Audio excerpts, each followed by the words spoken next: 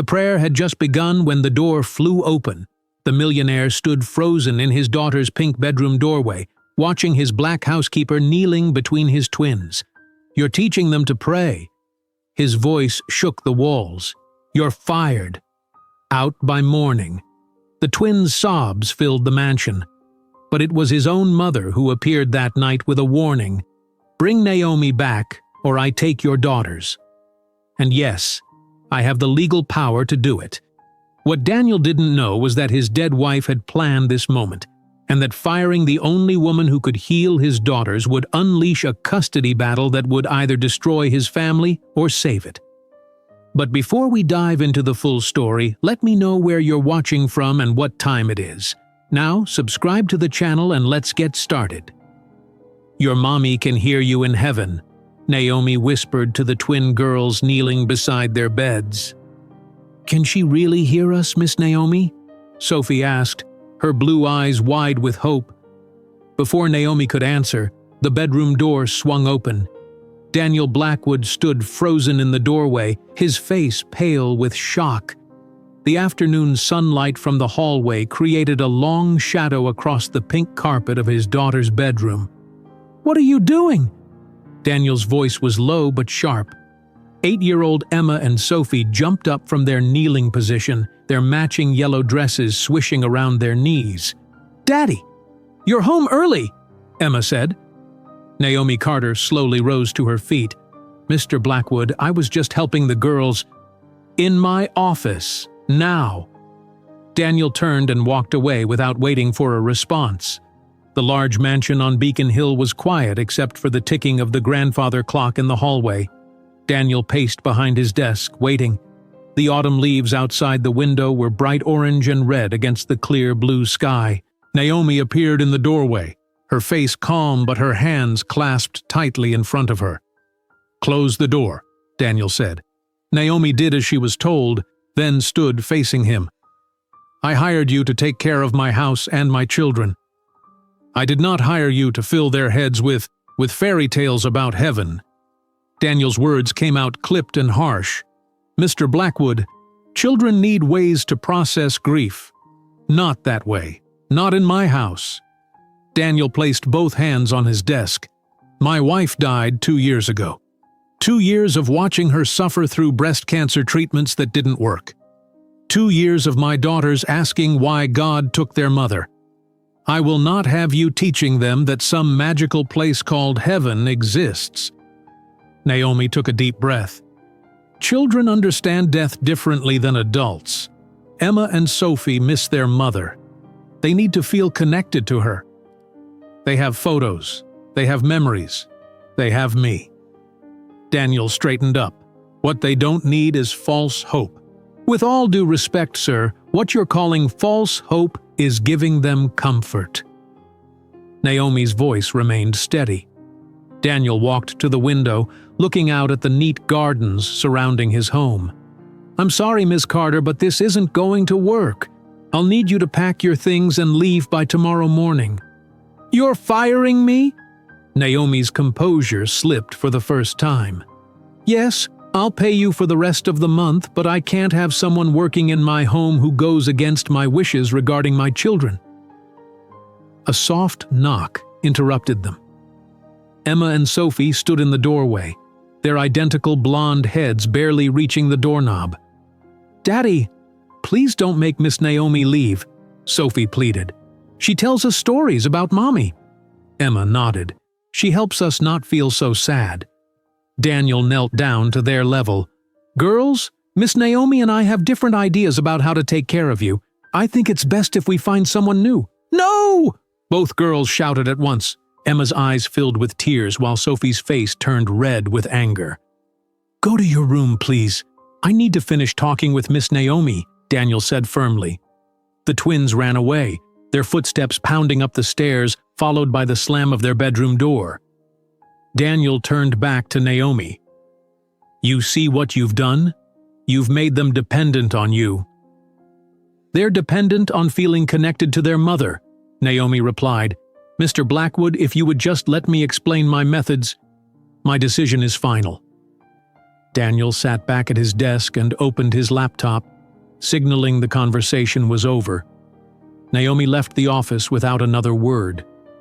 Daniel stared at his computer screen, not really seeing the email he had opened. His daughter's tears weighed on him, but he refused to back down. After Catherine died, he had promised himself he would raise the girls with truth, not comforting lies. The rest of the day passed in tense silence. The twins refused to come down for dinner, and Daniel ate alone at the large dining table. When he checked on them later, they pretended to be asleep, their small bodies turned away from the door. At 9 o'clock that evening, the doorbell rang. Daniel opened the front door to find his mother, Barbara Blackwood, standing on the porch. Her silver hair was perfectly styled despite the late hour, and her expression was thunderous. "What have you done?"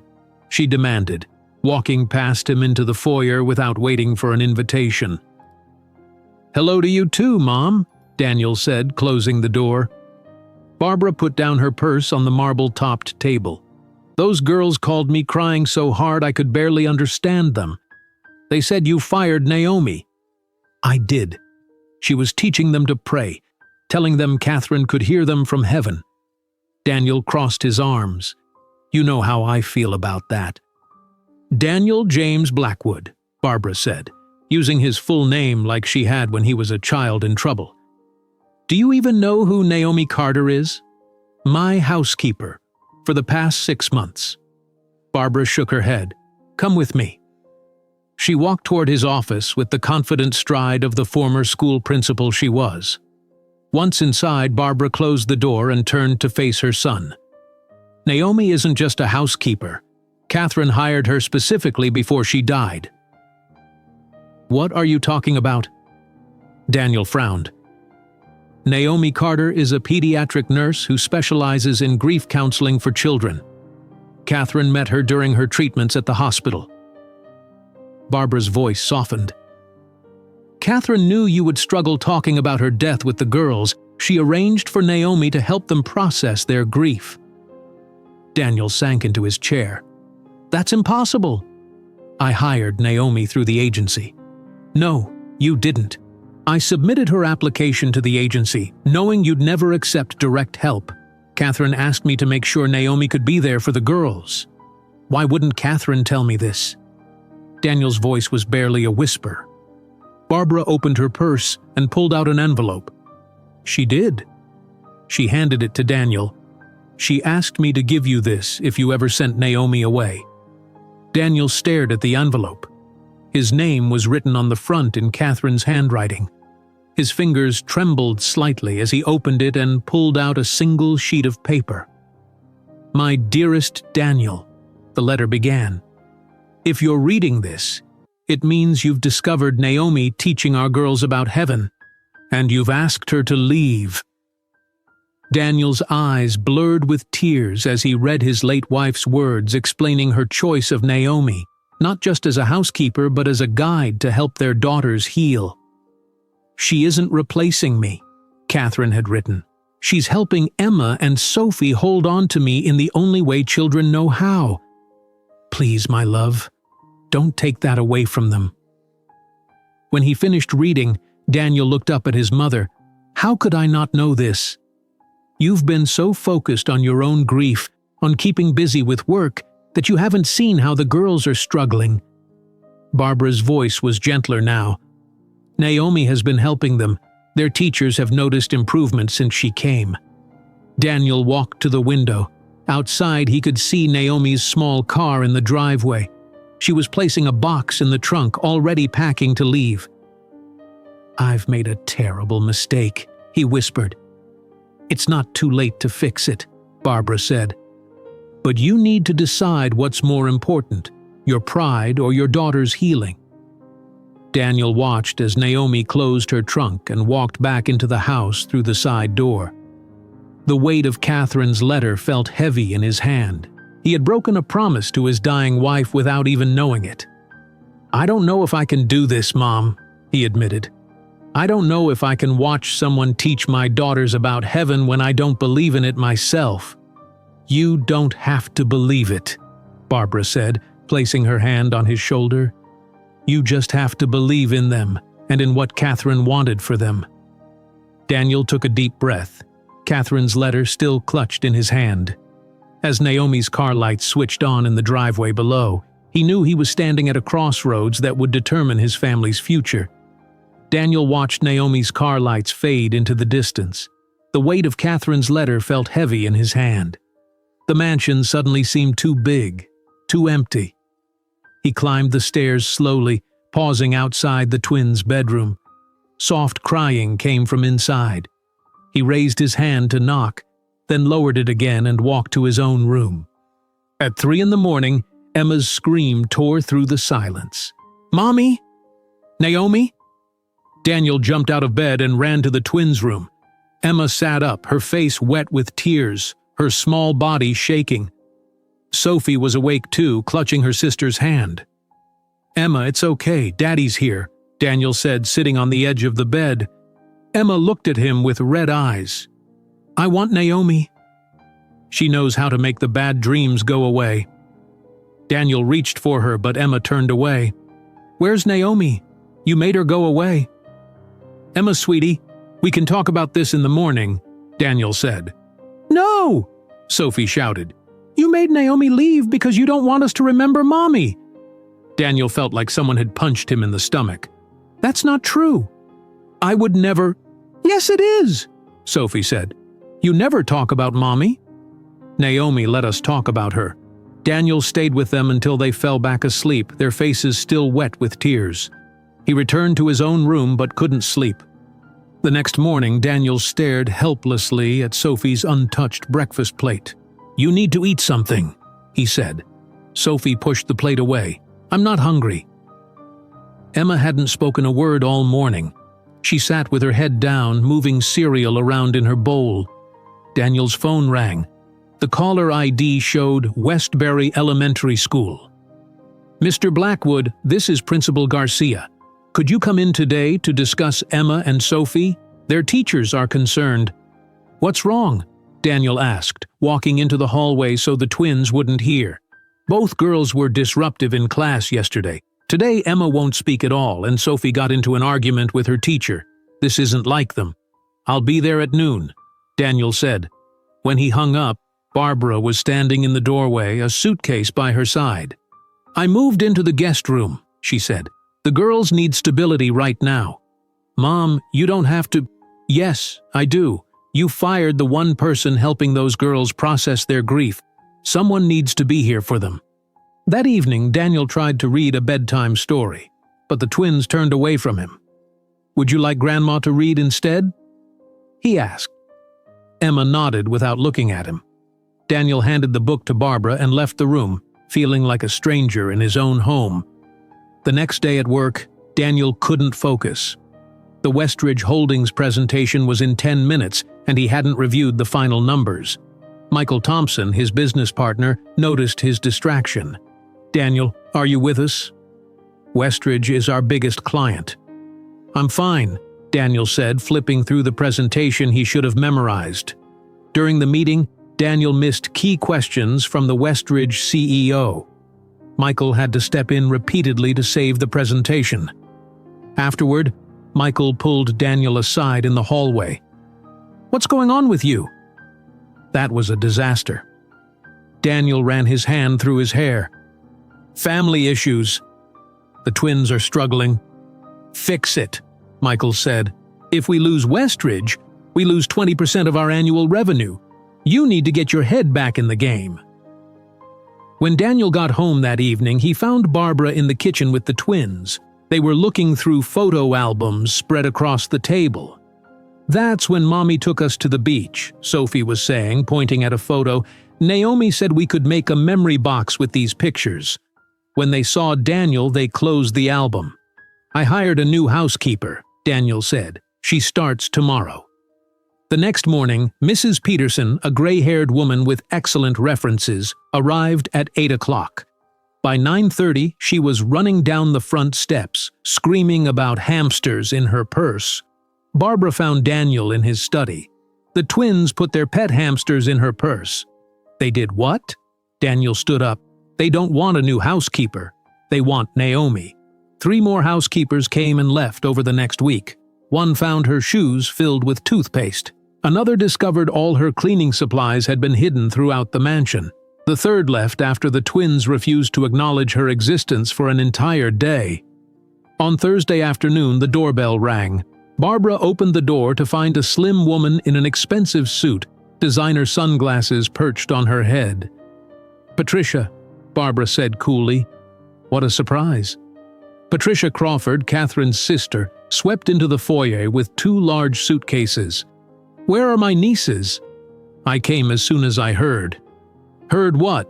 Daniel asked, coming down the stairs. Patricia kissed the air near his cheeks. "That the girls are having problems. My sister would be devastated to see how they're being raised." That evening, after the twins went to bed, Patricia and Daniel sat on the terrace. The night air was cool and lights from other Beacon Hill homes glowed in the darkness. "They need stability, Daniel," Patricia said, swirling wine in her glass. "Not a father who's always working or a revolving door of housekeepers." "They have stability," Daniel said defensively. "Do they?" "Emma's teacher says she's stopped participating in class. Sophie got into a fight defending her sister from bullies." Patricia set down her glass. "I'm their aunt. I could provide the maternal presence they need." "What are you suggesting?" Daniel asked, his voice tight. "Maybe the girls should live with me in Chicago." "Just until you sort things out." Daniel stood up. "They're my daughters. They stay with me." Later that night, Barbara found Daniel in his study staring at Catherine's letter again. "Patricia is documenting everything," Barbara said, closing the door behind her. "The girls' behavior, your work schedule, the housekeeper situation." "What are you talking about?" "She doesn't want the girls. She wants control of their trust funds. If you don't fix this situation quickly, she'll gather enough evidence to claim you're emotionally unfit." Daniel looked up sharply. "She wouldn't." "She absolutely would. I saw her taking photos of Emma crying at dinner. She's building a case." Daniel leaned back in his chair, suddenly understanding. Catherine left each of the girls $5 million in trust. Patricia would be trustee if they lived with her. "Exactly." Barbara sat down across from him. "You need to fix this, Daniel. Find Naomi. She won't come back, not after how I treated her. Try." Barbara leaned forward. "For the girls." The next morning, Daniel found Patricia in his home office, examining legal documents. "What are you doing?" he demanded. Patricia held up a file. "Just reviewing Catherine's trust documents. Did you know there's a clause about the girls' emotional well-being? Get out of my office." Patricia smiled thinly. "I've already spoken with my lawyer. The court will see 2 traumatized children and a father who fired the one person helping them." She walked to the door. "Think about my offer, Daniel. Chicago isn't that far." That afternoon, Daniel sat in his car outside Boston Children's Hospital. According to Barbara, Naomi had returned to her full-time nursing position there. His hands gripped the steering wheel as he heard Patricia's voice in his head. "The court will see 2 traumatized children." His phone rang. It was the twins' teacher, Miss Larson. "Mr. Blackwood, we need to schedule an urgent conference about Emma. She stopped speaking entirely at school." Daniel closed his eyes, finally accepting what he needed to do. His pride wasn't worth losing his daughters. He got out of the car and walked toward the hospital entrance, Catherine's letter in his pocket. Daniel entered Boston Children's Hospital, his footsteps echoing on the polished floor. The hospital smelled clean and was filled with colorful artwork on the walls. Children's laughter mixed with the serious voices of doctors and nurses. At the information desk, a woman with kind eyes looked up. "Can I help you? I'm looking for Naomi Carter. She's a nurse here." The woman typed on her computer. "Ms. Carter is on the 3rd floor in the oncology unit." "Thank you," Daniel said, heading to the elevators. The 3rd floor was quieter than the lobby. Daniel walked slowly, reading name tags on passing staff members. He stopped when he saw a familiar face through an open door. Naomi sat on a small chair beside a bed where a young boy with no hair was holding a shoebox. She was helping him glue photos to the outside. "This is my dog, Rex," the boy said weakly, pointing to a picture. "He looks very friendly," Naomi replied, her voice gentle. "Where would you like to put his picture on your memory box?" Daniel stood frozen, watching. This was what she had tried to do for Emma and Sophie, create a space for their memories. A nurse touched his arm. "Are you looking for someone, sir?" Daniel stepped back. "I was looking for Naomi Carter, but I see she's busy. She'll be finishing with Tommy soon if you'd like to wait in the family area." Daniel nodded and found a seat in a small waiting room. Through the door, he could see Naomi finishing the memory box with Tommy. She worked with such care, such patience, the same care she had shown his daughters. 20 minutes later, Naomi walked out of the room and stopped abruptly when she saw Daniel. "Mr. Blackwood," she said, her voice formal. "What are you doing here?" Before Daniel could answer, another voice called out, "Naomi!" "There you are." Barbara Blackwood hurried down the hallway, slightly out of breath. She stopped when she saw Daniel. "Daniel? What are you doing here?" "The same thing you are, apparently," he said. Naomi looked between them. "Why don't we talk in the cafeteria? My shift ends in 10 minutes. The hospital cafeteria was half full. They found a table away from other people. Naomi set down her coffee and looked at Barbara and Daniel. "The girls need you," Barbara said immediately. "I know my son was wrong." Daniel winced but didn't interrupt. Naomi sighed. "How are Emma and Sophie?" "Not good," Daniel admitted. "Emma has stopped speaking at school. Sophie got into a fight defending her. Their Aunt Patricia is trying to take them to Chicago," Barbara added. "She's building a case that Daniel is an unfit father." Naomi frowned. That would only traumatize them more, moving them away from their home, their school, their friends. "I know," Daniel said quietly. "That's why I'm here. I made a mistake." Naomi studied him. "While I care deeply for Emma and Sophie, I won't work where my beliefs and methods aren't respected." "I understand that now," Daniel said. "Catherine hired you because she trusted you. I should have trusted her judgment." Barbara reached across the table and took Naomi's hand. "Please consider coming back. The girls miss you terribly." Naomi pulled her hand away gently. "It's not that simple. Mr. Blackwood made it clear how he feels about my methods." "I was wrong," Daniel said, the words clearly difficult for him. "I read Catherine's letter. She wanted you there, not just as a housekeeper, but as someone who could help our daughters heal." "And what about you?" Naomi asked. "Do you still think I was filling their heads with fairy tales?" Daniel looked down at his hands. "I don't know what I believe anymore. But I know my daughters were happier when you were there." Back at the Blackwood mansion, Patricia was on the phone in the kitchen. Daniel, Barbara, and Naomi entered through the side door. "I'll call you back," Patricia said quickly, ending the call. Her eyes widened when she saw Naomi. "What is she doing here?" "Naomi has agreed to return," Daniel said. "She's going to continue working with Emma and Sophie." Patricia's smile was cold. "How interesting. One day you fire her for inappropriate behavior, and the next you bring her back. The court will find that very concerning." "There won't be any court," Barbara said firmly. "Naomi is here because Catherine wanted her here.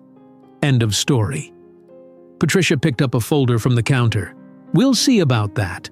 My lawyer has prepared the initial filing for emergency custody." Daniel stepped forward.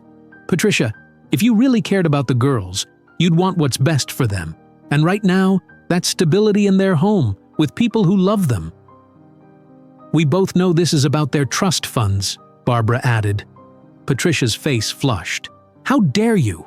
I love my nieces." "Then prove it," Daniel said. "Support our family instead of trying to tear it apart." Patricia gathered her things. "This isn't over, Daniel. Not by a long shot." She walked out, the front door slamming behind her. Naomi set her bag down. "She seems determined." "She is." Barbara agreed. But so are we. Daniel turned to Naomi. Thank you for coming back. I know you're not doing it for me. I'm doing it for Emma and Sophie, Naomi confirmed.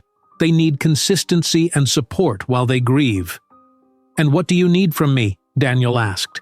Space to do my job, freedom to help the girls process their feelings in ways that work for them, and your participation when you can manage it.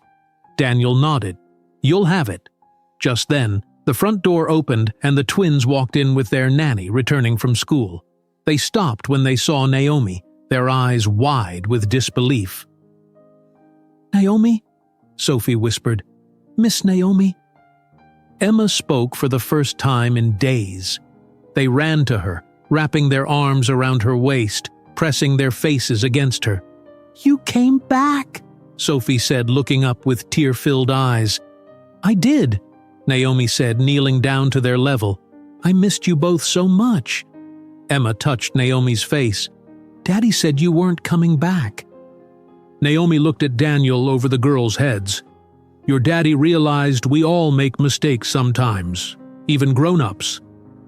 Daniel watched the reunion, feeling both relief and a strange sense of jealousy at how easily Naomi connected with his daughters. That evening, after the twins were in bed, Daniel found Barbara in the kitchen. Naomi settled into her old room, Barbara said, sipping her tea. I'll stay in the guest room for a few more weeks to make sure things go smoothly.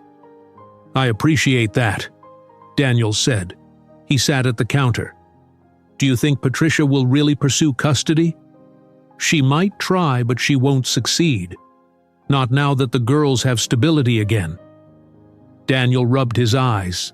I still don't understand why Catherine didn't just tell me about Naomi's real purpose here. Barbara set down her cup, because she knew you'd reject the idea. You've always handled grief by shutting it out, Daniel. Catherine knew that about you. So she went behind my back? She was dying, Barbara said gently. She was doing whatever she could to protect her daughters. Daniel was quiet for a moment. I called Sarah Thompson today, Michael's wife. The child psychologist? Daniel nodded. She reviewed the situation and told me the same thing you did. The girls need consistency, not another new person in their lives. They need Naomi specifically. Sarah's right, Barbara said, and I think you knew that before you called her. Daniel stood up. I'm going to check on the girls. He walked upstairs quietly and paused outside the twins' door. It was slightly open. Inside, he could see Naomi sitting on the edge of Sophie's bed. Will you stay this time? Sophie asked, her voice small. I'll stay as long as you need me, Naomi promised. What if Daddy gets mad again? Emma asked from her bed. Your daddy and I have talked, Naomi said. He understands now that what we do, our prayers, our memory boxes, these things help you feel close to your mom. Daniel stepped back, not wanting to intrude. He walked to his room and closed the door. For the first time in days, he felt like he could breathe again. The girls had what they needed now. He just hoped it would be enough to keep their family together. In her small room at the end of the hall, Naomi unpacked her few belongings. She placed a small cross on the nightstand and sat on the edge of the bed. She looked out the window at the Boston skyline glittering in the darkness. This isn't about him, Catherine, she whispered. I'm coming back for your daughters. Morning sunlight streamed through the windows of the Blackwood mansion. Naomi had been back for 3 days and already the house felt different. Laughter echoed down the hallways for the first time in weeks. Daniel stood in the doorway of the kitchen, watching as Naomi helped the twins make pancakes. Flour dusted their cheeks, and their matching pajamas were spotted with batter. Flip it now, Sophie! Naomi guided Sophie's hand as she turned a pancake. I did it! Sophie squealed. Emma, did you see? Emma nodded, her smile bright. Mine next, Miss Naomi. Daniel stepped into the kitchen. Good morning. The girls turned, their excitement dimming slightly. Morning, Daddy, they said together. We're making pancakes, Sophie explained. I can see that, Daniel said. It smells wonderful. Naomi wiped her hands on a towel. There's coffee ready, Mr. Blackwood. Daniel, he corrected her. Please call me Daniel. Patricia walked in, dressed in a tailored suit despite the early hour. Her eyes narrowed at the domestic scene. How quaint, she said. Emma, Sophie, you're getting flour everywhere. Shouldn't you be getting ready for school? We have time, Naomi said calmly. Cooking together is good for them. Patricia turned to Daniel. A word with you? Privately. In his office, Patricia paced in front of the desk. You're making a mistake, Daniel. Bringing back the housekeeper doesn't fix the underlying issues. Her name is Naomi, and she's more than a housekeeper, Daniel said. The girls are happier already. Patricia crossed her arms. Temporary happiness isn't the point. Structure and proper guidance are what they need. They have that now. With a woman who teaches them fairy tales? Patricia shook her head. My lawyer still thinks we have a strong case. Daniel stood up. Patricia, I understand you care about the girls, but this is my family. I decide what's best for my daughters. We'll see about that, Patricia said, walking out. Later that morning, Barbara found Daniel in his study. Patricia took photos during breakfast. She's building her case. Daniel sighed. Let her try. The girls are doing better. Yes, they are, Barbara agreed. Emma's teacher called.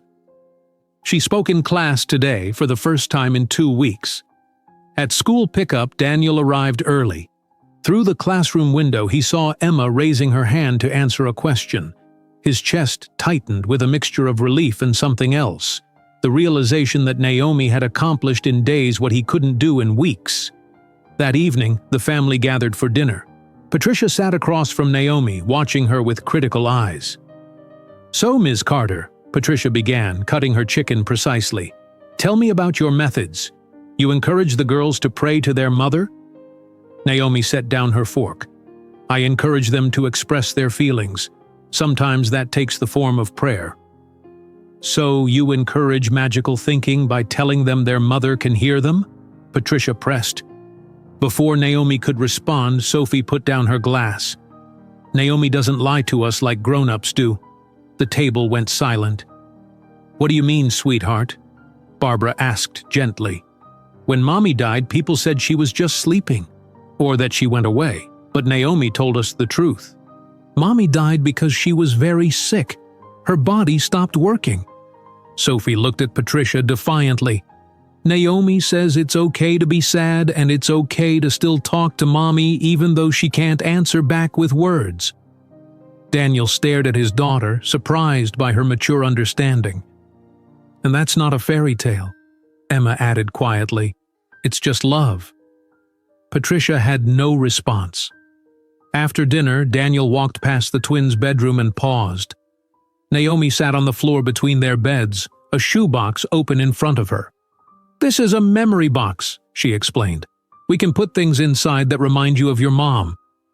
Like her necklace, Emma asked, holding up a simple silver chain. Exactly, Naomi said, and pictures or notes or anything that helps you remember her. Sophie looked worried. But what if I forget things about Mommy? That's why we make these boxes, Naomi said, so the memories have a safe place to live.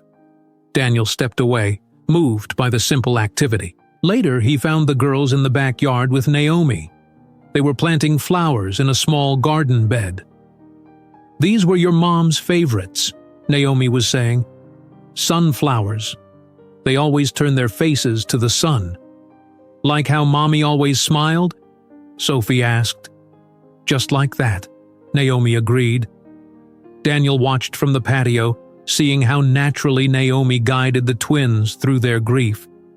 She didn't avoid the hard truths, but she made space for both sadness and happy memories.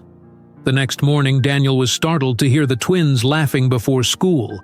He found them kneeling beside their beds with Naomi. Remember to tell Mommy about your science project, Sophie was saying to Emma. And your soccer goal, Emma replied. They closed their eyes for a moment, then jumped up to get their backpacks. That afternoon, Daniel found a paper on Emma's desk. It was an essay titled, "My Mom in Heaven." He sat in his study reading it, moved by Emma's innocent certainty that her mother watched over her. "Your mom must be so proud," the teacher had written at the bottom. Daniel was still holding the essay when Naomi walked past the open door. "Naomi," he called, "can we talk?" She entered hesitantly. "Yes?" He held up the essay. "Emma wrote this, about Catherine in heaven." Naomi nodded. "She's finding comfort in the idea that her mother still exists somewhere." "But we don't know that," Daniel said. "You're teaching them to rely on something that doesn't exist." Naomi straightened. "I'm teaching them that love doesn't end with death." "It's false hope," Daniel insisted. "Is it?" Naomi challenged. "When your daughters talk to their mother, they feel connected to her. They remember her. They process their grief. There's nothing false about the comfort they feel. But what happens when they grow up and realize it's just words, that no one was listening? Then they'll understand that the listening was never the point," Naomi said. "The point was the speaking, the remembering, the continuing to love someone who's gone." They stared at each other, at an impasse. Barbara appeared in the doorway. "The girls are asking for both of you. They want to show you something in the garden." In the backyard, Emma and Sophie proudly displayed their newly planted sunflowers. "We made a sign," Sophie said, pointing to a painted stone. It read, "Mommy's Garden." Daniel knelt beside them, touching the small plants. "It's beautiful. Mom would love it." "Naomi says the flowers will grow tall by summer," Emma said. "Just like us." Daniel looked up at Naomi, who stood a few steps back. Their eyes met over the children's heads. They still disagreed fundamentally on faith, but in this moment their shared care for the twins created a fragile understanding between them. That night, after tucking the girls in, Daniel stood in the hallway listening to their bedtime ritual with Naomi. "Thank you for helping us remember, Mommy," Sophie was saying. "Your mommy was amazing," Naomi replied. "She loved you both so much." "Does Daddy miss Mommy too?" Emma asked. There was a brief pause before Naomi answered. "Yes, he does. Adults sometimes show sadness differently than children, but he misses her very much." Daniel leaned against the wall, overwhelmed by the truth of her words. He did miss Catherine desperately, but he'd never known how to show it, how to share that grief with his daughters. As he walked toward his bedroom, he realized that while he might disagree with Naomi's methods, he could no longer deny their effectiveness. For the first time since Catherine died, the twins were talking openly about their mother, processing their feelings instead of burying them. They were healing. Wind rattled the windows of the Blackwood mansion as rain poured outside. The weather forecast had predicted a severe thunderstorm, and it arrived just after midnight with flashes of lightning and loud claps of thunder. Daniel woke to a sound that wasn't thunder. Someone was moving quickly down the hallway. He got out of bed and opened his door to find Naomi already hurrying toward the twins' room. "Something's wrong," she said as he fell into step beside her. In the twins' bedroom, Emma was standing beside Sophie's bed, her face worried. "Sophie's really hot, Daddy." Naomi was already beside Sophie, her hand on the child's forehead. Sophie's face was flushed, her breathing rapid. "She has a high fever," Naomi said, her nurse training evident in her calm assessment. "How do you feel, Sophie?" "My throat hurts really bad," Sophie whispered, "and I'm cold." She was shivering despite the sweat on her forehead. Daniel turned on more lights. "Should we give her medicine?"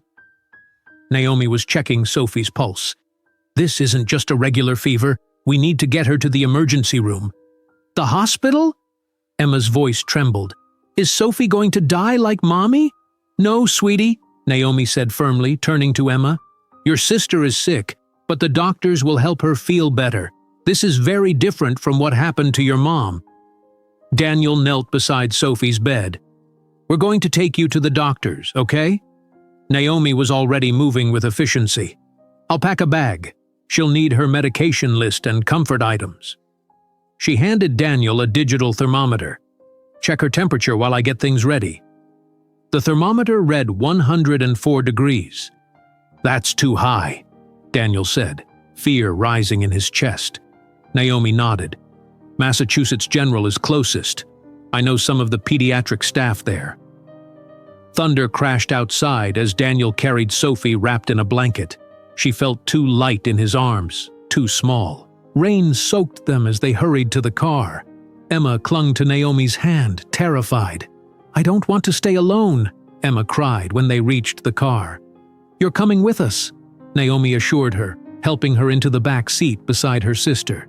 "I'll sit back here with both of you." Daniel drove through the storm, wipers working at full speed. In the rearview mirror, he could see Naomi talking softly to both girls. She was telling Emma a story while simultaneously monitoring Sophie. At Massachusetts General Hospital, the emergency room was brightly lit and busy despite the late hour. Daniel carried Sophie inside while Naomi guided Emma. "This is Sophie Blackwood," Naomi told the intake nurse. 8 years old, temperature 104, severe sore throat, possible strep with complications. She has no drug allergies and was previously healthy." The nurse looked up with new respect, recognizing Naomi's professional knowledge. "Are you her mother?" "No, I'm her caretaker and a pediatric nurse," Naomi explained. "Her father is here." She gestured to Daniel. Things moved quickly after that. A doctor examined Sophie's throat, which was red and swollen. They ran tests and started antibiotics while they waited for results. "She has a severe case of strep throat," Dr. Rivera explained to Daniel in a treatment room. "It's developed into scarlet fever. The rash is just starting to show on her chest." "Is that serious?" Daniel asked, watching as a nurse inserted an IV into Sophie's arm. "It can be if untreated, but we've caught it early. The antibiotics will help, and we'll monitor her closely." Throughout the chaos, Daniel noticed how Naomi navigated the hospital system. She asked informed questions about Sophie's treatment while simultaneously keeping Emma calm with quiet stories and simple prayers in the corner of the room. "Is my sister going to be okay?" Emma asked for the 10th time, clutching Naomi's hand. "Yes," Naomi said confidently. "The doctors are giving her medicine that will make her better. Remember how you had a sore throat last year?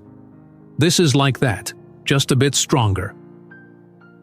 Around 3 in the morning, Sophie's fever began to respond to the medication. As she slept, Daniel suggested they get some coffee in the cafeteria. Emma had finally fallen asleep in a chair beside her sister's bed, covered with a hospital blanket. "A nurse is staying with them," Daniel said.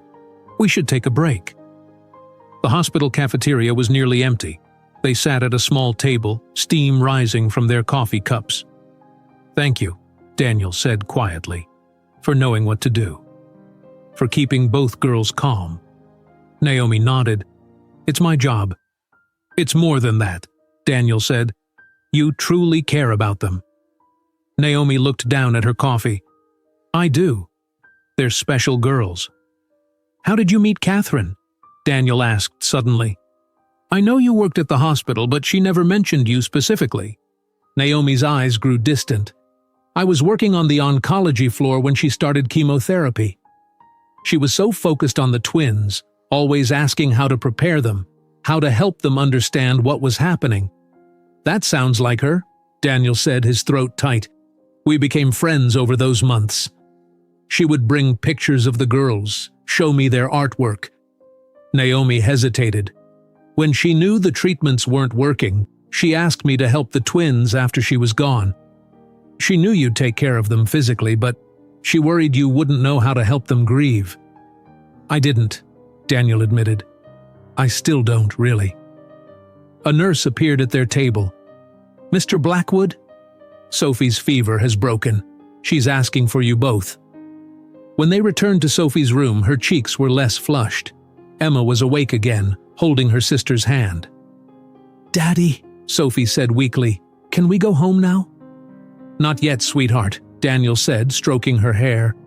"The doctors need to make sure you're better first." Just then, Barbara hurried into the room, still wearing her nightgown under her coat. "I came as soon as I got your message." "How is she?" "Better," Naomi said. "The antibiotics are working." "Thank goodness," Barbara said, hugging Emma, who ran to her grandmother. The door opened again and Patricia walked in, fully dressed despite the early hour. She was holding her phone up, taking pictures of the scene. "Patricia!" Barbara exclaimed. "What are you doing?" "Documenting," Patricia said. "A child in the hospital at 3 in the morning. This will be important for the custody hearing." Daniel stood up, anger replacing his exhaustion. "Get out!" "I have every right to be here," Patricia said. "These are my nieces." Barbara marched over and grabbed Patricia's phone. "This is inappropriate and you know it." She quickly deleted the photos while Patricia protested. "You can't do that!" Patricia cried. "I just did," Barbara said firmly. "Now leave before I call security."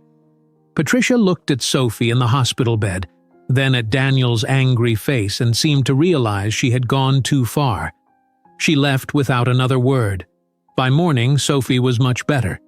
The doctor agreed she could go home with oral antibiotics and rest. Daniel carried his sleeping daughter to the car while Naomi guided an exhausted Emma. At home, they settled Sophie into her bed. Emma refused to leave her sister's side, so Naomi set up a small chair beside the bed for her. "Try to rest too, Emma," Naomi said softly. "I'll be right outside the door if you need anything." Daniel followed Naomi into the hallway. "You should get some sleep. You've been up all night." "So have you," Naomi said. "I'll sleep later. I want to check on the girls first." Naomi nodded and headed to her room. Daniel waited until she was gone, then quietly approached the twins' partially open door. Inside, Emma was kneeling beside her bed instead of sitting in the chair. Her hands were clasped in prayer. "Please help Sophie feel better," she was whispering. "And thank you for sending Naomi to help us." There was a pause, and then Emma continued in an even softer voice. "Does Daddy hate Mommy because he won't talk to her in heaven?" Daniel froze, his hand on the door frame. The innocent question hit him like a physical blow. Is that what his daughters thought? That his refusal to pray, to participate in their rituals with Naomi, meant he didn't love their mother? He stepped back from the door, suddenly understanding. His rejection of prayer wasn't about religion or false hope at all. It was his way of avoiding his own overwhelming grief. By refusing to talk to Catherine the way the twins did, he had been protecting himself from feeling the full pain of her absence. Daniel walked quietly to his room and closed the door. For the first time in months, he took out the last photo taken of Catherine before she got sick. They were at the beach, her smile radiant as she held the twins, then only 6 years old. "I miss you," he whispered to the photograph. "I miss you so much I can't breathe sometimes." He sat on the edge of his bed holding the photo, finally allowing himself to feel the grief he'd been running from for 2 years. Daniel barely slept that night. He kept checking on Sophie, whose fever had completely gone away by morning. When the sun rose, he found himself sitting in the garden, watching the early light touch the small sunflower plants the twins had planted. The doorbell rang just after 9 o'clock. Daniel opened the front door to find Patricia standing there with a man in an expensive suit. "Daniel," Patricia said briskly, "this is Richard Bentley, my attorney. We need to talk." Daniel stepped aside to let them enter. "The girls are still resting after last night? I heard about Sophie's hospital visit," Patricia said. Another example of the instability in this household. Daniel led them to the living room where Richard placed a leather briefcase on the coffee table. "We're prepared to file for emergency temporary custody," Richard said, removing legal papers from his briefcase. "Ms. Crawford has serious concerns about the children's well-being." Before Daniel could respond, Barbara appeared in the doorway. "Daniel, the girls are asking for you. They're in the garden with Naomi." "We're in the middle of something important," Patricia said sharply. Daniel stood up. "Whatever you have to say can wait. My daughters need me." In the backyard garden, Daniel found Naomi sitting on a blanket with Emma and Sophie. Photo albums were spread around them, and they were laughing as they looked at pictures. "Look, Daddy," Sophie called. Her voice was still a little raspy, but her eyes were bright. "We found pictures from when we were babies." Daniel sat down on the blanket. "Let me see." Emma pointed to a photo of Catherine holding the twins shortly after they were born. "Mommy looks so happy here." "She was," Daniel said, touching the photograph. "It was the happiest day of our lives when you two were born." "Tell us the story again," Sophie asked. Daniel smiled. "Well, you were both so tiny. The doctors put pink hats on you so we could tell you apart." The girls giggled. "Did we really look exactly the same?" Emma asked. "Completely identical," Daniel confirmed. "But your mom always knew who was who." As they continued looking through photos, Daniel felt a presence behind him. Patricia and Richard stood on the patio watching the scene. "Daniel," Patricia called, "we need to speak with you privately." Daniel turned to face her. "Whatever you have to say can be said right here in front of my family." Patricia's lips thinned with anger. "Fine." She nodded to Richard, who stepped forward. "Mr. Blackwood, my client intends to file for temporary custody of her nieces," Richard stated formally. "Ms. Crawford believes the children are living in an unstable environment with inconsistent caregiving and emotional neglect." Sophie looked up, confused. "What does that mean?" Daniel put his arm around his daughter. "It means your Aunt Patricia thinks you should live with her in Chicago." "No!" both girls cried at once. "We don't want to go to Chicago," Emma said. "We want to stay with Daddy and Naomi and Grandma." Patricia stepped forward. "Girls, you'd have your own rooms in my apartment. There's a wonderful private school." "My family is healing," Daniel interrupted, standing up to face Patricia. "You can see that with your own eyes. Emma and Sophie are happy and healthy here in their home."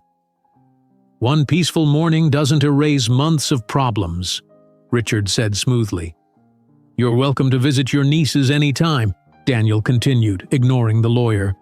"But you have no place in our decisions." Patricia's face hardened. "We'll see what the judge has to say about that. The court will be very interested in your choice to bring back the same caretaker you fired for inappropriate behavior." "Try it," Daniel said calmly. "Every judge in Massachusetts will see two happy, healthy girls with a father who's finally learning to be present." Patricia gathered her purse. "This isn't over, Daniel. I'll be back with a court order." After Patricia and her lawyer left, Barbara came out to the garden. "That woman never gives up easily." "She won't win," Daniel said. "Not when it's clear the girls are doing better." Later that afternoon, while the twins were resting, Daniel found Naomi in the kitchen preparing dinner. "Thank you," he said, leaning against the counter, "for everything you did last night with Sophie." Naomi looked up from chopping vegetables. "Of course. I'm glad she's feeling better." "It's more than that," Daniel said. "I realized something last night. When Emma asked if I hated Catherine because I won't talk to her in heaven." Naomi stopped chopping. "You heard that?" Daniel nodded. "I've been avoiding my own grief by refusing to participate in the girls' rituals. It wasn't about religion or false hope. It was about protecting myself from feeling the pain." "Grief isn't something we can avoid," Naomi said gently. "It finds us eventually." "I don't know how to talk about death with them," Daniel admitted. "I don't have your faith or your certainty." "You don't need my faith," Naomi said. "You just need to be honest with them in your own way." "Will you help me learn how?" Daniel asked. "Not by telling me what to believe, but by showing me how to help them?" Naomi nodded. "Yes, that's why I'm here." That evening, after dinner, Daniel did something he'd never done before. When it was time for the twins' bedtime routine, he joined them in their room. Naomi was already there, helping them into their pajamas. "Can Daddy stay for our goodnight to Mommy?" Sophie asked Naomi. "Of course," Naomi said, looking at Daniel with surprise. if he wants to. Daniel sat on the edge of Emma's bed. I'd like that very much.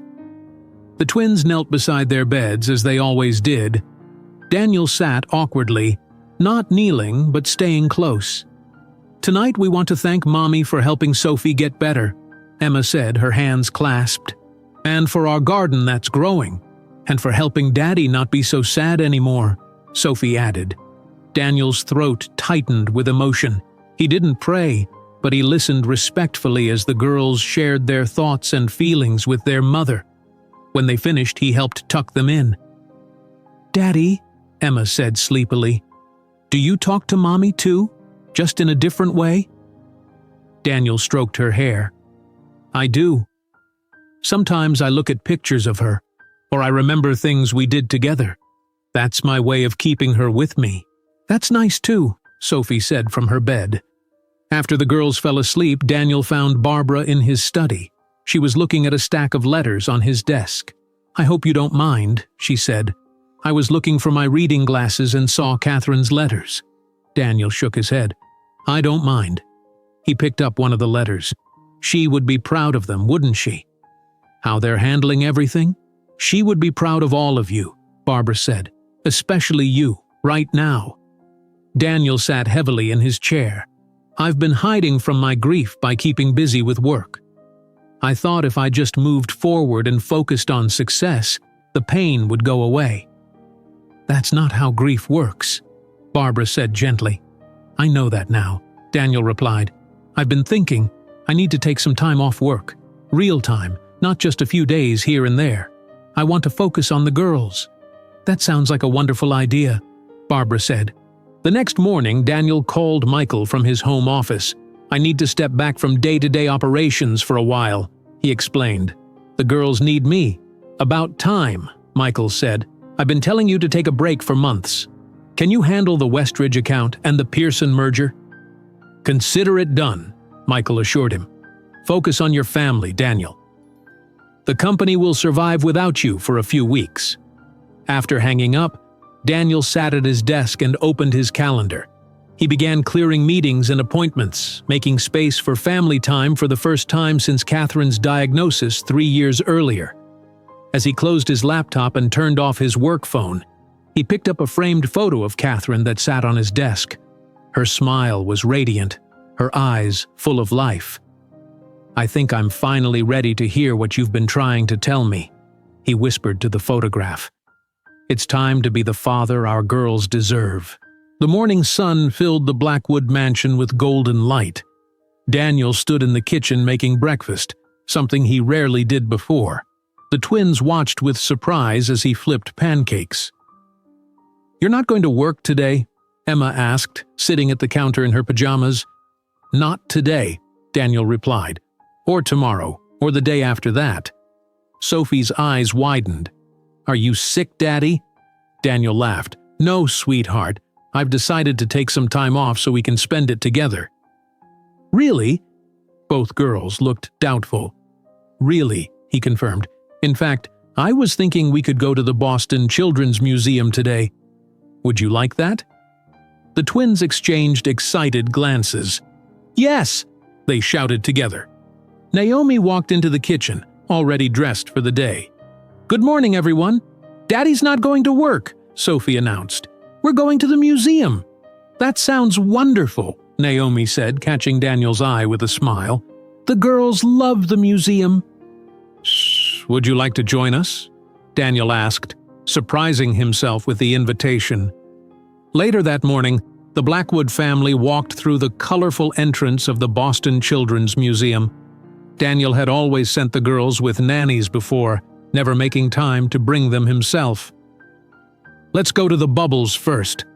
Emma tugged Daniel's hand. No, the climbing wall, Sophie countered. We have time for both, Daniel assured them. As they moved through the exhibits, Daniel watched his daughters with new eyes. Emma was methodical, carefully thinking through each activity.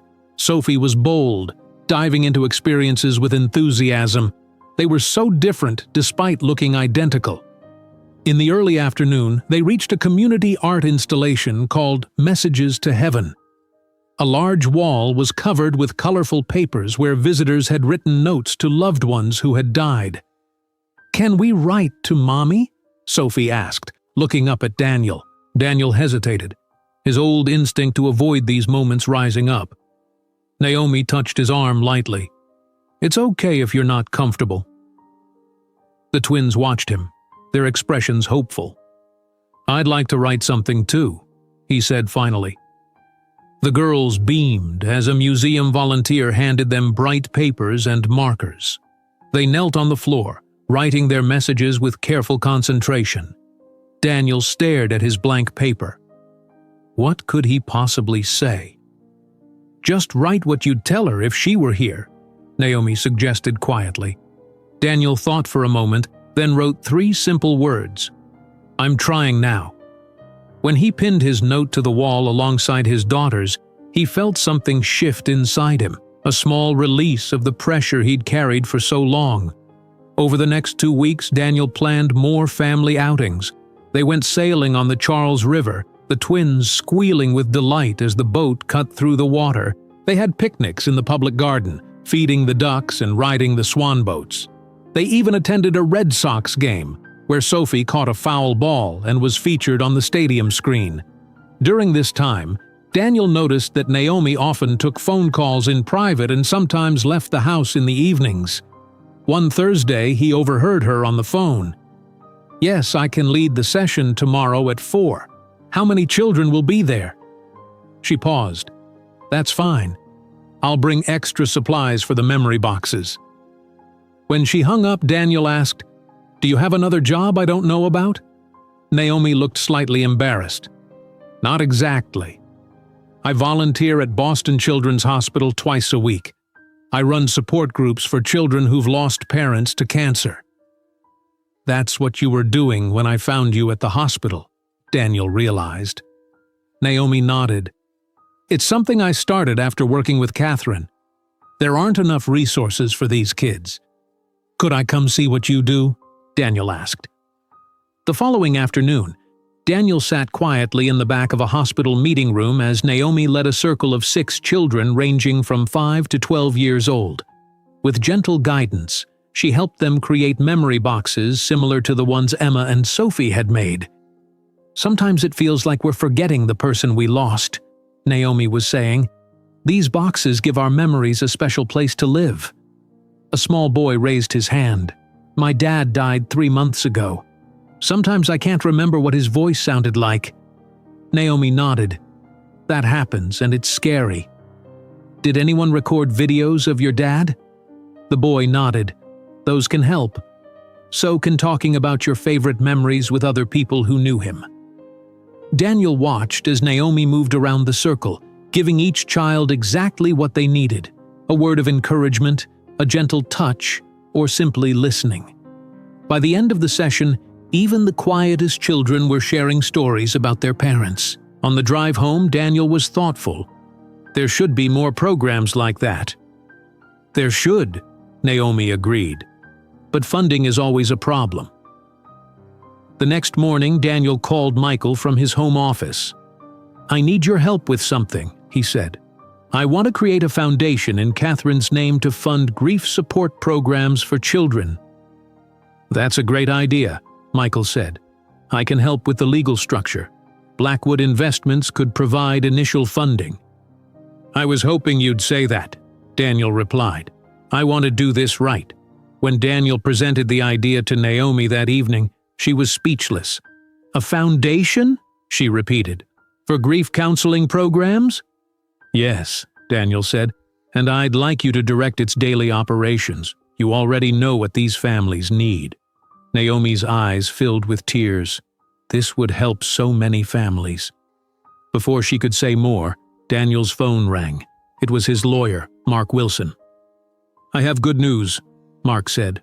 "Judge Eleanor Mitchell reviewed Patricia's custody petition this morning and dismissed it. The reports from the twins' teachers about their improved emotional health and academic performance were compelling." "So it's over?" Daniel asked. "Patricia can appeal, but her case is weak.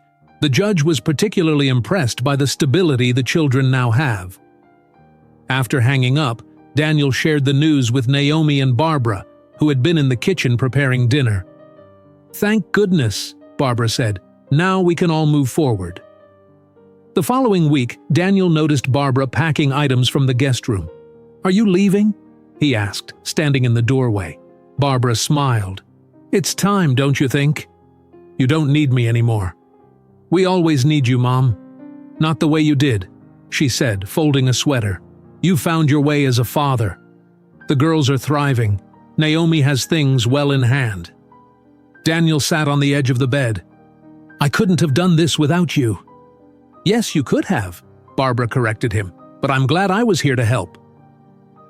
The night before Barbara's departure, they hosted a small dinner party. Michael and Sarah Thompson came, bringing flowers and wine. The twins showed off their latest school projects, and Sophie played a simple tune on the piano she had recently started learning. "Catherine's favorite song," Barbara whispered to Daniel. "Do you remember?" He nodded, watching his daughter's small fingers move carefully across the keys. "She used to play it all the time." Later, as the adults enjoyed coffee in the living room, Michael said, "You seem different, Daniel." More relaxed. "I am," Daniel admitted. "Taking time off was exactly what I needed. And the foundation is a perfect project for you," Sarah added, "using your business skills to help families like yours." As the conversation continued, Daniel found himself watching Naomi. She was sitting with the twins, listening intently as they explained a science project they wanted to build. Her face was animated, her hands moving expressively as she asked questions and offered suggestions. Barbara appeared at his side. "You're staring," she said quietly. Daniel looked away. "No, I'm not." Barbara raised an eyebrow. "Catherine would want you to be happy. Have you considered that Naomi might be part of that happiness?" "What are you talking about?" Daniel asked, though he knew exactly what she meant. "I'm talking about the way you look at her when you think no one is watching," Barbara said. "There's nothing wrong with having feelings for her, Daniel." "It feels disloyal to Catherine," he admitted in a low voice.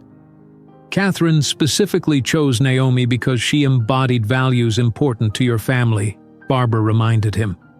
"She trusted her with the most precious things in her life, your daughters." Before Daniel could respond, Sophie climbed onto his lap. "Daddy, do you like Miss Naomi?" Daniel was taken aback by the direct question. "Of course I do. She takes very good care of you and Emma." Sophie shook her head. "No. I mean, do you like her the way Daddy likes Mommy in my storybooks?" The room seemed to go quiet, though the others continued talking, unaware of the conversation. "What makes you ask that?" Daniel managed to say. Sophie shrugged. "You smile more when she's around. And you look at her the same way you look at pictures of Mommy." Daniel didn't know how to answer. He hadn't allowed himself to examine his feelings for Naomi beyond gratitude and respect. The idea of anything more felt complicated and unexpected.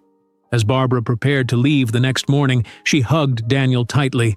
"Don't wait too long to figure out what you want," she whispered. "Life is shorter than we think." She looked meaningfully across the foyer where Naomi was helping the twins with their backpacks for school.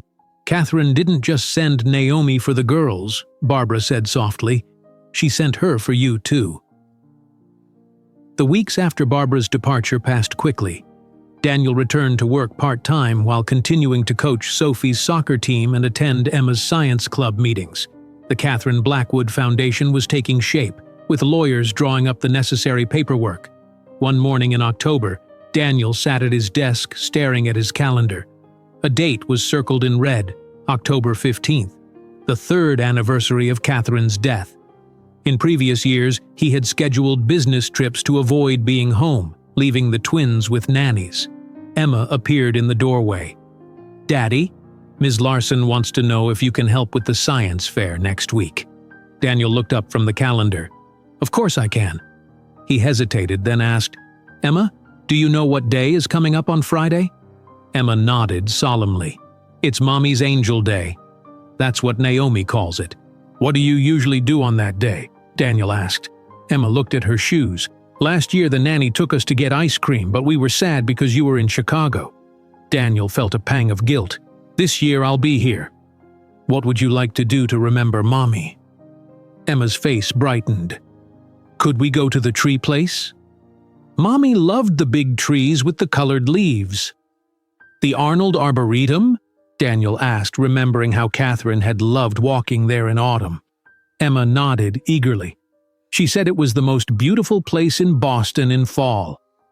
"Then that's where we'll go," Daniel decided. That evening, Daniel discussed his idea with Naomi as they cleaned up after dinner. "I think a memorial at the Arboretum is perfect," Naomi said. "Catherine talked about it often during her treatments." "She did?" Daniel asked, surprised. Naomi nodded. "There was a particular oak tree she loved. She showed me photos of it." "The one near the ponds," Daniel said, remembering. "We used to have picnics there when the twins were babies." "That would be a meaningful place for the memorial," Naomi suggested. Over the next few days, they planned a simple ceremony. Barbara would come from Philadelphia.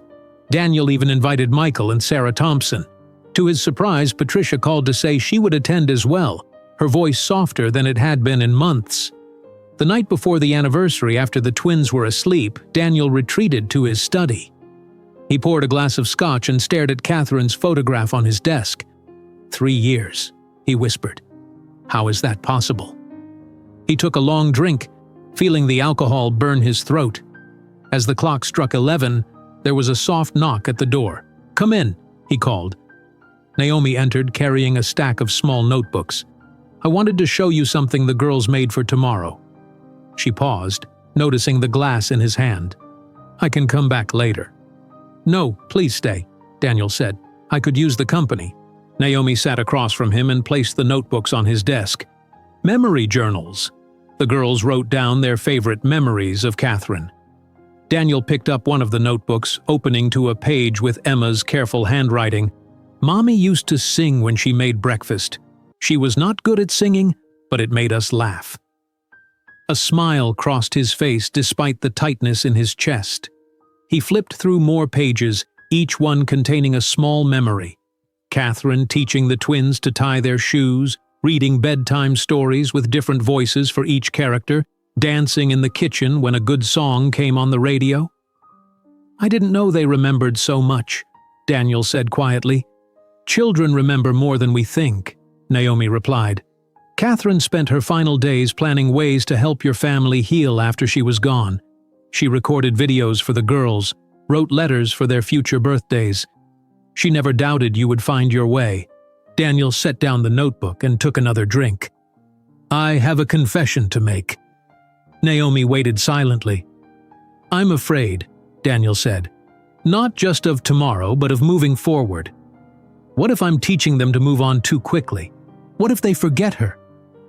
"Remembering differently isn't forgetting," Naomi said gently. "The girls will never forget their mother. The way they connect with her will change as they grow, but the connection remains."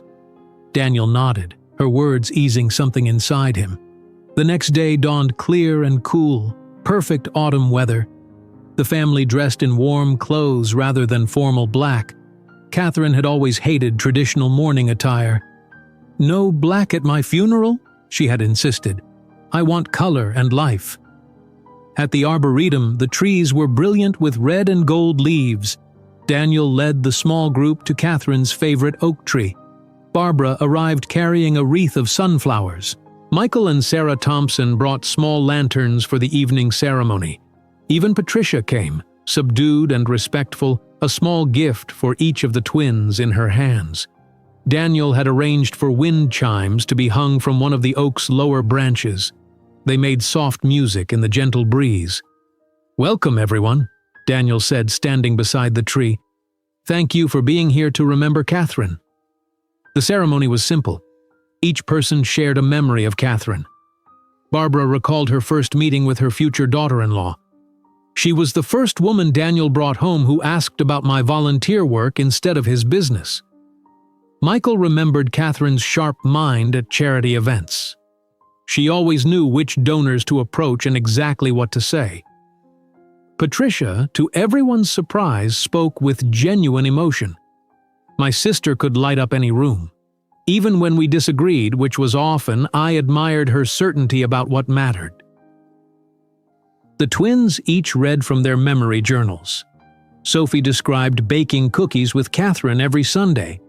Emma talked about their mother teaching her the names of stars. When it was Daniel's turn, he took a deep breath. For the first time, he found he could speak about Catherine without his voice breaking. Catherine loved autumn, he told the twins. She said it showed that change, even difficult change, could be beautiful. She found wonder in everything, especially in both of you. Being your mother was her greatest joy. As the sun began to set, they lit the small lanterns. The twins had written messages to their mother on biodegradable paper that would burn away as the lanterns rose. Daniel helped them release the glowing lights into the darkening sky. "Look how high they're going!" Sophie exclaimed. As dusk settled around them, Emma pointed upward. A single bright star appeared in the evening sky. "Is that where Mommy is?" she asked Daniel. In the past, Daniel would have deflected the question or looked to Naomi to answer. This time, he knelt beside his daughter. "Your mom is wherever we remember her," he said. "In our hearts, in our prayers, and in the love we have for each other." Emma seemed satisfied with this answer. She slipped her small hand into Daniel's. "I think she can see us right now." "I think so too," Daniel replied, surprising himself with how right the words felt. After the twins went to bed that night, exhausted from the emotional day, Daniel invited Naomi to his study. He spread out architectural plans across his desk. "What's this?" she asked, studying the blueprints. "Plans for the third floor of the mansion," Daniel explained. "I want to renovate it to create a proper center for the Catherine Blackwood Foundation." Naomi looked at the detailed drawings showing offices, counseling rooms, and a rooftop garden. "It's beautiful," she said. "The counseling spaces are perfectly designed for children." "I want you to run it," Daniel told her, "not as our employee, but as our partner. The foundation will fund grief counseling programs and train counselors using your approach, the one that helped my family heal." Naomi ran her fingers over the plans, clearly moved. "Daniel, I don't know what to say." "Say yes," he urged. "No one understands this work better than you do." "Yes," she said simply. "Of course, yes." Daniel smiled, feeling a weight lift from his shoulders. "Catherine chose you for our family, but staying, that was your choice, and it's changed everything." Winter arrived in Boston, bringing snow that transformed the Blackwood mansion into something from a holiday card. Inside, the house hummed with activity as construction crews worked on the third floor, converting unused rooms into the new headquarters for the Catherine Blackwood Foundation. Daniel stood with Naomi in what would become the main office, watching as workers installed large windows overlooking the city skyline. "The natural light will be perfect for counseling sessions," Naomi said, making notes on her clipboard. "How many counselors do you think we'll need to start?" Daniel asked. "At least 3 plus administrative support," Naomi replied. "I've already received 15 applications from qualified therapists who specialize in children's grief." Daniel nodded. "Hire whoever you need. Budget isn't a concern." As they walked through the construction site, Daniel noticed how confidently Naomi directed contractors and made decisions. In the months since he'd asked her to run the foundation, they had developed an easy working relationship that extended beyond their care for the twins. Downstairs, Emma and Sophie were thriving in their own ways. Emma had joined the school science club and was working on a project about plant growth. Sophie had discovered a talent for piano, taking lessons twice a week.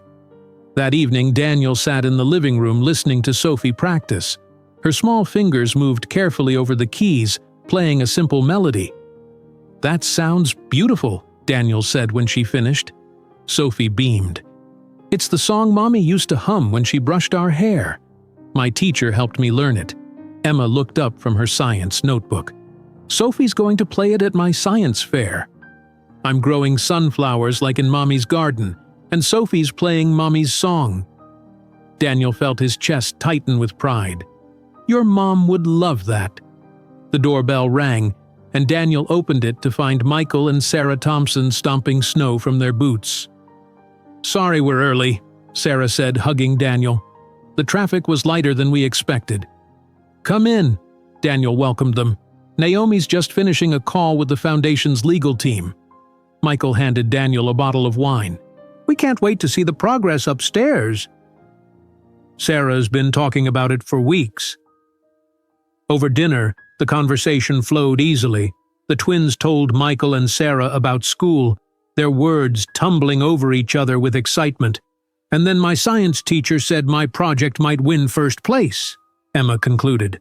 That's wonderful, Sarah said. And Sophie, your piano playing is coming along beautifully. After the twins went to bed, the adults toured the third-floor renovation. Naomi led the way, explaining each space with passion. This will be our group therapy room, she said, showing them a large space with a circular seating area. And here we'll have an art therapy studio. The rooftop garden will be ready by spring, Daniel added.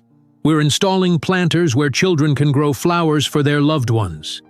Sarah squeezed her husband's arm. This is incredible. You're doing amazing work.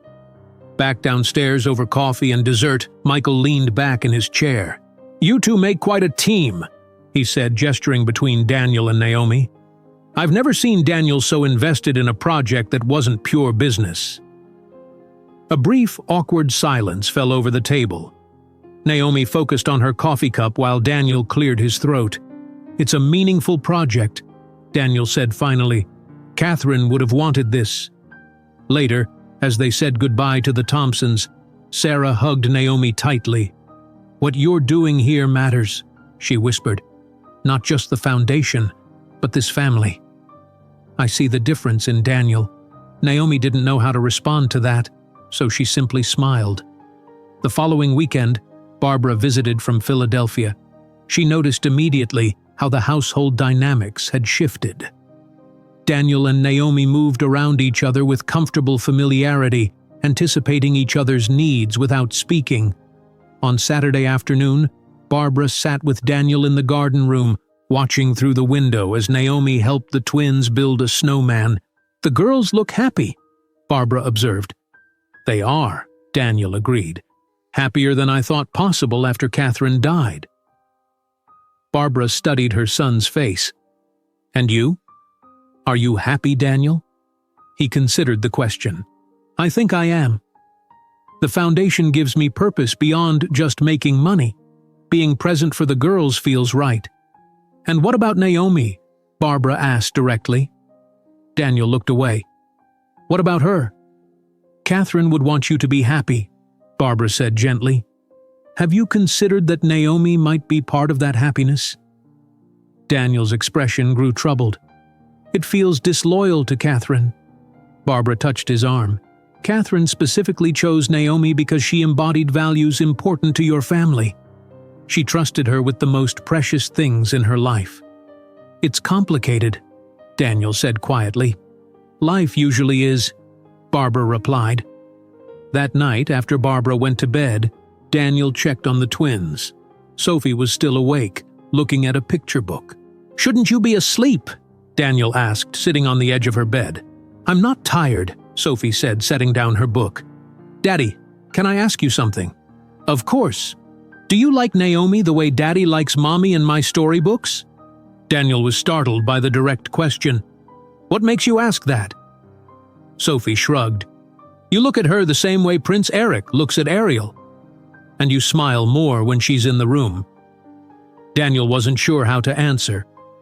Naomi is very important to our family. But do you like her like that? Sophie persisted. It's complicated, sweetheart, Daniel said, using the same words he'd told his mother. Grown-ups always say that when they don't want to answer, Sophie observed. Daniel smiled despite himself. Get some sleep. We have a busy day tomorrow. 2 weeks later, the foundation hosted its first official event, a training program for grief counselors from hospitals across New England. The third floor was finished just in time, with fresh paint and new furniture throughout. Daniel stood at a podium in the main meeting room, facing 30 counselors and social workers. "Welcome to the Catherine Blackwood Foundation," he began. "My wife believed that every child deserves support through grief. Thanks to Naomi Carter, our family experienced firsthand how the right guidance can help children process loss." As he continued his speech, Daniel found Naomi in the audience. Their eyes met, and he felt a warmth that had become increasingly familiar. "Without Naomi, there would be no foundation," Daniel said sincerely. "She saved my family when I couldn't see past my own grief, and now she'll help us extend that same support to others." Naomi's eyes glistened with unshed tears at the public acknowledgement. The event was a success. Hospital administrators and community leaders expressed interest in partnering with the foundation. By evening, when the last guest departed, Daniel and Naomi were exhausted but satisfied. "We did it," Naomi said, kicking off her shoes as they sat in Daniel's study. "You did it," Daniel corrected her, pouring them each a glass of wine. "I just provided the space and money. It was your vision, too," Naomi insisted. "Catherine would be proud of you." They worked late into the night, finalizing details for the first training program. As their conversation continued, it drifted from professional to personal topics. "Why did you stay?" Daniel asked suddenly. "After how badly I treated you when we first met, after all the resistance I gave you. Why didn't you just leave?" Naomi considered her answer carefully. "I stayed for the girls at first," she admitted. "But I remained for different reasons." "What reasons?" Daniel asked, his voice soft. Naomi looked up at him, something unspoken passing between them. "I believe in what we're building here," she said. "The foundation, yes, but also this family." Daniel moved to sit beside her on the couch.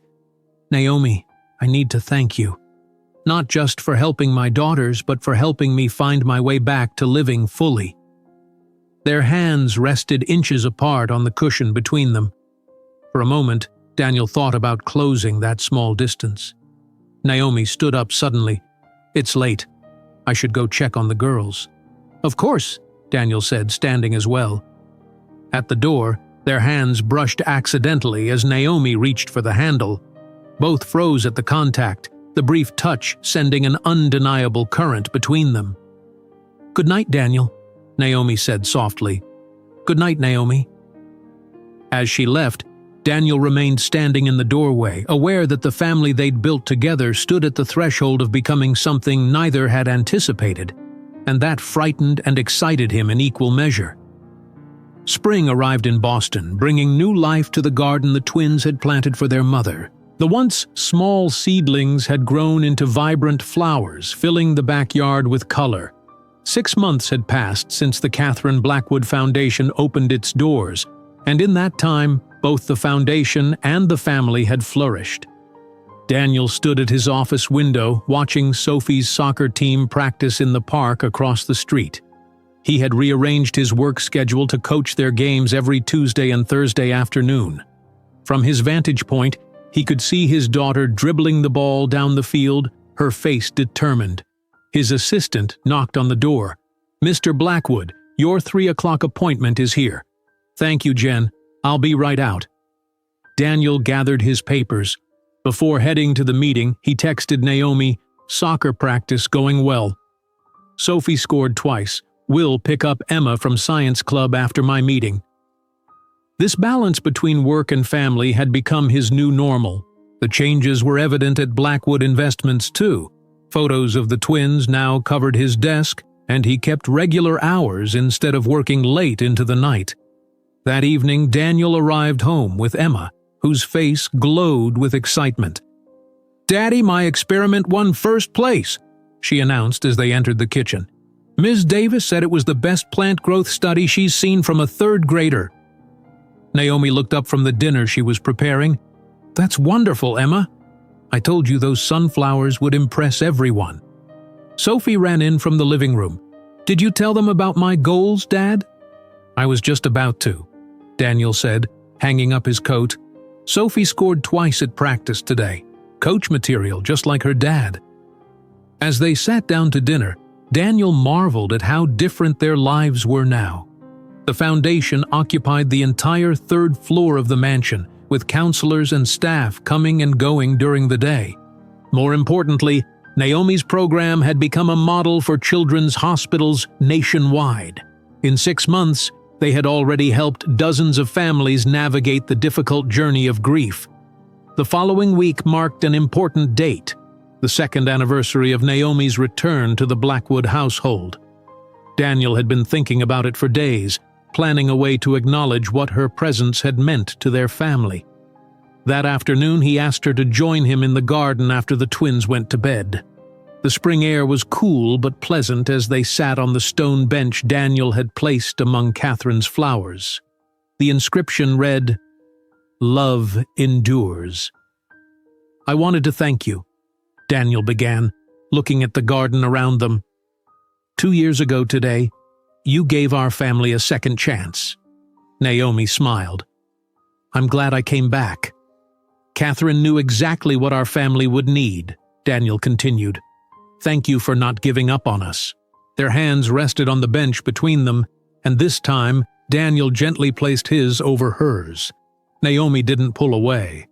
"Faith isn't just about religion," she said softly. "It's about believing things can get better, even when it seems impossible." Daniel nodded. "I've learned that from you." He paused. "I've been thinking a lot about faith lately. Not just in a religious sense, but in the way you talk about it, as trust in possibilities." "That's a beautiful way to see it," Naomi said. "The girls asked if we could start saying grace before meals," Daniel told her. "I said yes. It feels right, even if I'm still finding my own way with belief." Over the past months, Daniel had come to respect Naomi's spiritual perspective, even incorporating elements into his own life. While he didn't share her specific beliefs, he found meaning in the rituals that connected his daughters to their mother's memory. The next Saturday, Daniel hosted a dinner for their extended family. Barbara arrived first, bringing flowers and hugs for the twins. Michael and Sarah Thompson came with a bottle of wine and news about their own children. Even Patricia attended, having finally accepted her role as aunt rather than would-be parent. "The foundation looks amazing," Patricia said, as Daniel showed her the renovated third floor. "Catherine would have loved this." "Thank you," Daniel said, surprised by her sincerity. "That means a lot." During dinner, Sophie played Catherine's favorite song on the piano, while Emma explained her award-winning science project to the guests. Daniel watched them with pride, catching Naomi's eye across the table. She smiled, and something passed between them that needed no words. After dessert, Daniel tapped his glass gently. "I'd like to say something," he announced.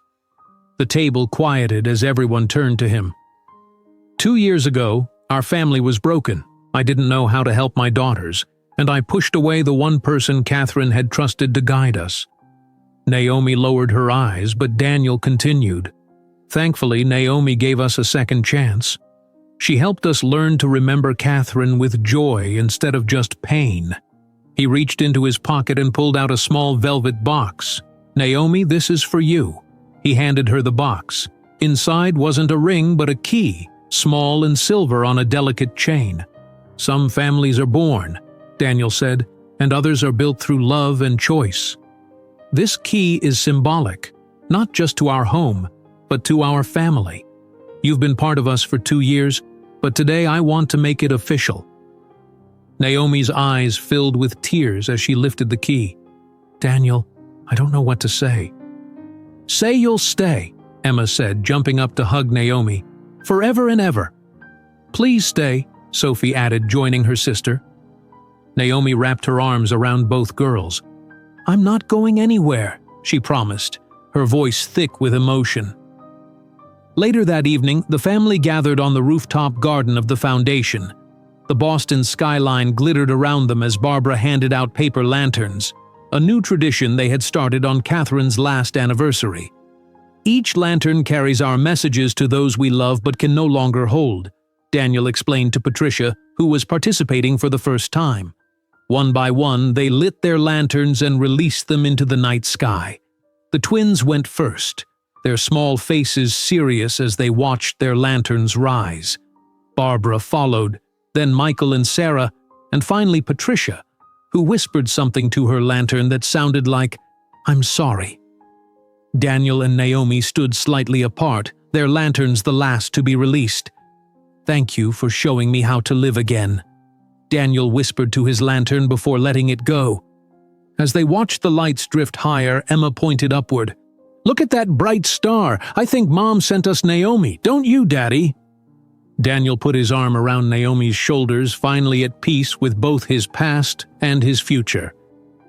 "I think you're right," he said, "and I'm grateful every day." The twins ran ahead, racing each other to count all the visible stars. Barbara followed them, leaving Daniel and Naomi alone for a moment. "They're amazing children," Naomi said softly. "They are," Daniel agreed. "Catherine would be so proud of them." They stood in comfortable silence, watching as the last lantern disappeared into the darkness.